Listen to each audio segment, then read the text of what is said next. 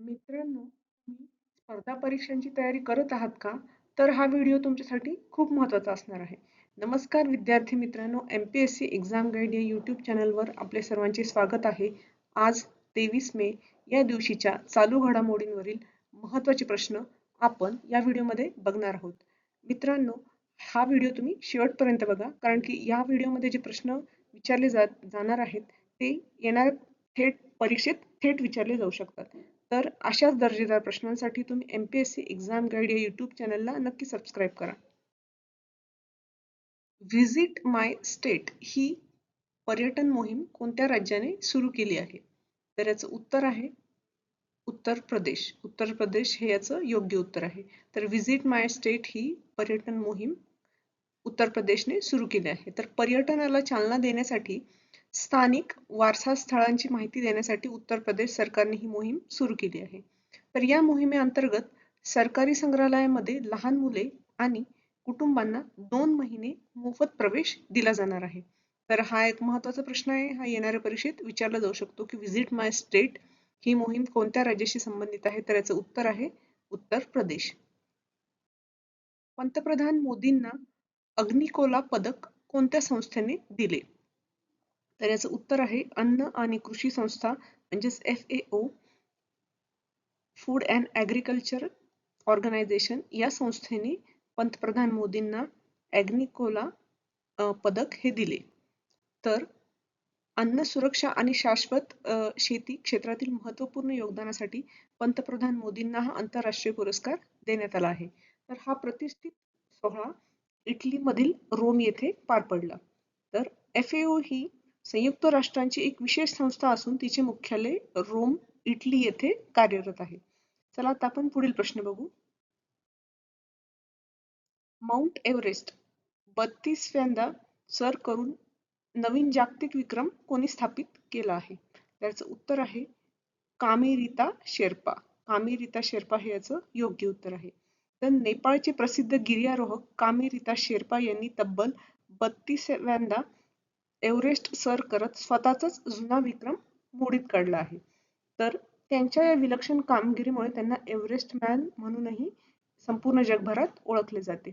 तर महिलांमध्ये सर्वाधिक 11 वेळा एव्हरेस्ट सर करण्याचा विक्रम ला कपा शेर्पा यांच्या नावावर नोंदवला गेला आहे. तर हा एक महत्त्वाचा प्रश्न आहे की कामी शेर्पा यांनी 32व्यांदा माउंट एव्हरेस्ट हा सर केला आहे. हा एक जागतिक विक्रम आहे. चला आता आपण पुढील प्रश्न बघू. अरुणाचल किवी अभियानाचे उद्घाटन खालीलपैकी कोणी केले आहे? तर याचं उत्तर आहे ज्योतिरादित्य सिंधिया. तर हे विशेष अभियान अरुणाचल प्रदेशातील किवी फळाच्या उत्पादनाला स्थानिक बाजारपेठेमध्ये विक्रीला चालना देण्यासाठी राबवले जात आहे. तर या मोहिमेसाठी शासनाकडून तब्बल 167 कोटी रुपयांचा निधीही मंजूर करण्यात आला आहे. तर किवी फळाचे दीर्घकाळ नुकसान टाळण्यासाठी आधुनिक कोल्ड चेन आणि पायाभूत सुविधा निर्माण करण्याचेही याचे उद्दिष्ट आहे. तर किवी फळाचे उत्पादन आणि विक्रीला चालना देण्यासाठी हे अभियान राबवले जात आहे. याचे नाव आहे अरुणाचल किवी अभियान. चला आता आपण पुढील प्रश्न बघू. प्रगती 2026 हा लष्करी सराव कोठे सुरू झाला? तर याचं उत्तर आहे उमरोई मेघालय. उमरोई मेघालय याचं योग्य उत्तर आहे. तर हा सराव 18 ते 31 मे दरम्यान पूर्वनियोजित वेळापत्रकानुसार आयोजित केला जात आहे. तर यामध्ये भूतान, इंडोनेशिया, मलेशिया आणि मालदीवसह 12 मित्र देश सक्रियपणे सहभागी झाले आहेत. तर दोन्ही सैन्यातील समन्वय वाढवून जंगलातील दहशतवाद विरोधी डावपेचांचे प्रशिक्षण देणे हा या सरावाचा मुख्य गाभा आहे. तर प्रगती 2026 हा लष्करी सराव उमरोई मेघालय येथे सुरू झाला आहे. चला आता आपण पुढील प्रश्न बघू. पंतप्रधान मोदींना स्वीडनचा कोणता सर्वोच्च नागरिक सन्मान मिळाला आहे? तर याचं उत्तर आहे royal order of polar star. Royal order of polar star. तर पंतप्रधान नरेंद्र मोदी यांना हा मिळालेला एकूण 31वा आंतरराष्ट्रीय सर्वोच्च नागरिक सन्मान ठरला आहे. तर हा पुरस्कार ग्रँड क्रॉस दर्जाचा असून स्वीडन सरकारकडून प्रदान करण्यात आला आहे. तर पंतप्रधान मोदींना स्वीडनचा कोणता सर्वोच्च सन्मान मिळाला? तर याचं उत्तर आहे royal order of polar star. तर हा एक महत्वाचा प्रश्न आहे, हा येणाऱ्या परीक्षेत नक्की विचारला जाऊ शकतो. तर हा तुम्ही लक्षात ठेवा, खूप महत्वाचा प्रश्न आहे. चला आता आपण पुढील प्रश्न बघू. 2026च्या अत्यंत प्रतिष्ठित इंटरनॅशनल बुकर प्राइज कोणत्या पुस्तकाला मिळाला आहे? तर इंटरनॅशनल बुकर प्राइज हा पुरस्कार तैवान ट्रॅव्हलॉग या पुस्तकाला मिळाला आहे. तर या पुरस्कार विजेत्याची पुस्तकाची मूळ लेखक आहे यांग श्वांग झी. तर हे पुस्तक मॅन्डरिन भाषेत लिहिले गेले आहे.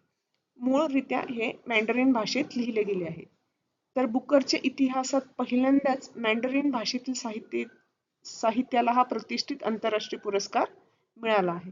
तर इंटरनॅशनल बुकर प्राइज हा पुरस्कार तैवान ट्रॅव्हलॉग या पुस्तकाला मिळाला आहे. चला आता आपण पुढील प्रश्न बघू.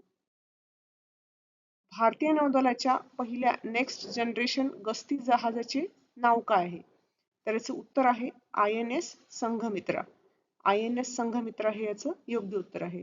तर या महत्वाकांक्षी जहाजाची बांधणी गार्डन रिच शिप बिल्डर्स द्वारे कोलकाता येथील गोदीमध्ये करण्यात आली. तर या जहाजाचे एकूण वजन 3000 टन असून कमाल वेग हा 23 नॉट्स इतका नोंदवला गेला आहे. तर महान सम्राट अशोक यांची पराक्रमी कन्या संघमित्रा यांच्या गौरवार्थ या जहाजाचे नामकरण करण्यात आले आहे. तर नेक्स्ट जनरेशन गस्ती जहाजाचे नाव जे भारताचे पहिले आहे नेक्स्ट जनरेशन गस्ती जहाज त्याचं नाव आहे INS संघमित्रा. मित्रांनो, हे होते आजचे प्रश्न. तुम्हाला आजचा व्हिडिओ कसा वाटला? जर व्हिडिओ आवडला असेल त्या व्हिडिओला नक्की लाईक करा आणि शेअर करा आणि अशाच दर्जेदार प्रश्नांसाठी MPSC एक्झाम गाईड या YouTube चॅनलला नक्की सबस्क्राईब करा. धन्यवाद.